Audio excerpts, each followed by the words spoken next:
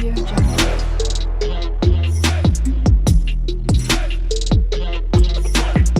Audio Jungle.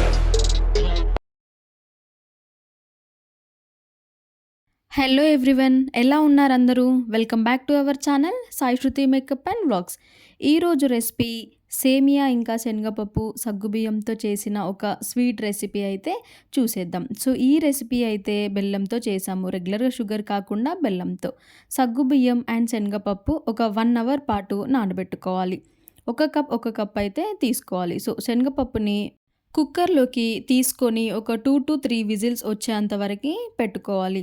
మరీ ఎక్కువ కూడా బాయిల్ చేసుకోకూడదు, మరీ పూర్ణంలాగా అయితే ఉండకూడదు. కొంచెం నార్మల్గా అయితే సరిపోతుంది. ఒక ప్యాన్ తీసుకొని అందులోకి ఒక 2 స్పూన్స్ ఆఫ్ గీ, తక్కువ తినాలనుకుంటే 1 స్పూన్, ఇందులోకి జీడిపప్పు ఇంకా కిస్మిస్ కూడా యాడ్ చేసుకొని ఇవి దోరగా ఫ్రై చేసుకోవాలి.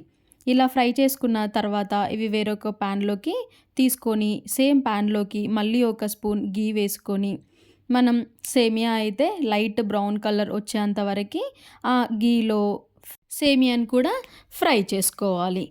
ఇలా ఫ్రై చేసుకున్న తర్వాత 1 కప్ బెల్లం తీసుకోవాలి.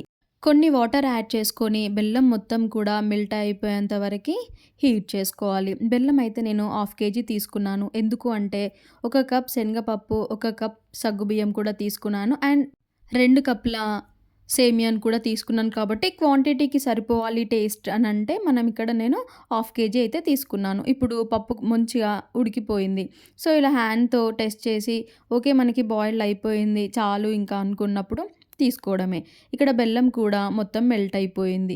సో ఇప్పుడు ఇలా మొత్తం కరిగిపోయిన తర్వాత వేరే ఒక ప్యాన్లోకి ఈ సిరప్ని అయితే ఫిల్టర్ చేసుకోవాలి. ఇలా చేసుకోవడం ద్వారా డస్ట్ పార్టికల్స్ ఏది ఉన్నా కూడా మనకి ఈజీగా రిమూవ్ అయిపోతుంది.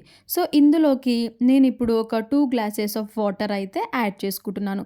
ఎందుకు అంటే సగ్గుబియ్యం ఇంకా సేమియా ఇవి అయితే ఏం మనం బాయిల్ చేసుకోలేదు కాబట్టి ఈ తీసుకున్న బెల్లం సిరప్లోకి ఇంకాస్త వాటర్ యాడ్ చేసుకొని ఇందులోకి సేమియా ఇంకా నానబెట్టి పెట్టుకున్న సగ్గుబియ్యం కూడా యాడ్ చేసుకొని ఇవి ఒక 5 to 10 మినిట్స్ పాటు లో ఫ్లేమ్లో పెట్టుకొని బాయిల్ చేసుకోవాలి. ఆఫ్టర్ ఒక 10 మినిట్స్ తర్వాత ఇవి మంచిగా బాయిల్ అయిపోతుంది. సో మరీ హై ఫ్లేమ్లో అయితే పెట్టకూడదు, లో ఫ్లేమ్ లేదా మీడియం ఫ్లేమ్లో పెట్టుకొని ఇలా హ్యాండ్తో టెస్ట్ చేసుకొని ఇవి ఒక 80% కుక్ అయిపోయింది అన్న తర్వాత మనం ఇందాక బాయిల్ చేసి పెట్టుకున్న పప్పు కూడా యాడ్ చేసుకోవాలి. సో ఇది అంతా కూడా ఒక 5 మినిట్స్ పాటు మళ్ళీ కుక్ చేసుకోవాలి.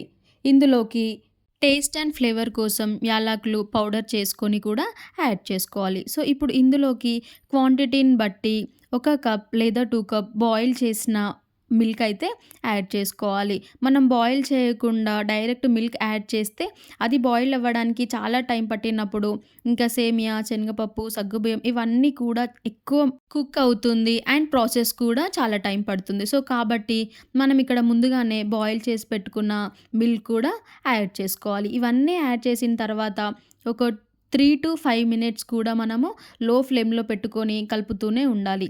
ఇవి కొంచెం చిక్కదనం వచ్చిన తర్వాత ఇందులోకి ఒక చిటికెడు సాల్ట్ కూడా యాడ్ చేసుకోవాలి. టేస్ట్ అయితే చాలా బాగుంటుంది.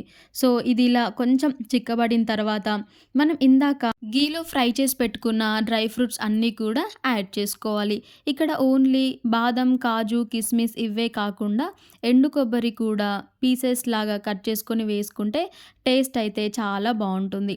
ఇవన్నీ యాడ్ చేసుకున్న తర్వాత లో ఫ్లేమ్లో పెట్టుకొని ఒక 5 మినిట్స్ పాటు ఉడికించుకోవాలి. ఇలా మొత్తం దగ్గర అయిపోయిన తర్వాత టేస్ట్ అయితే చాలా బాగుంటుంది. ఇంకా స్టవ్ ఆఫ్ చేసుకోవడమే. సో రెగ్యులర్గా షుగర్తోనే కాకుండా ఇలా బెల్లంతో చేసుకొని తింటే స్వీట్ అయితే చాలా బాగుంటుంది. అండ్ సగ్గుబియ్యం సేమియానే కాకుండా ఇందులోకి శనగపప్పు కూడా యాడ్ చేస్తే ఫ్లేవర్ అయితే ఇంకా బాగుంటుంది. సో మీరు కూడా ఈ ప్రాసెస్ని ట్రై చేయండి. మీరు అండ్ మీ ఫ్యామిలీ అయితే ఎంజాయ్ చేసుకుంటూ తింటారు. సో మీకు ఈ ప్రాసెస్ నచ్చినట్లు అయితే ఒక లైక్ చేసి సబ్స్క్రైబ్ చేసుకోవడం అయితే మర్చిపోకండి. అండ్ ఫీడ్బ్యాక్ కూడా కామెంట్ సెక్షన్లో కామెంట్ చేయండి. And thank you for watching.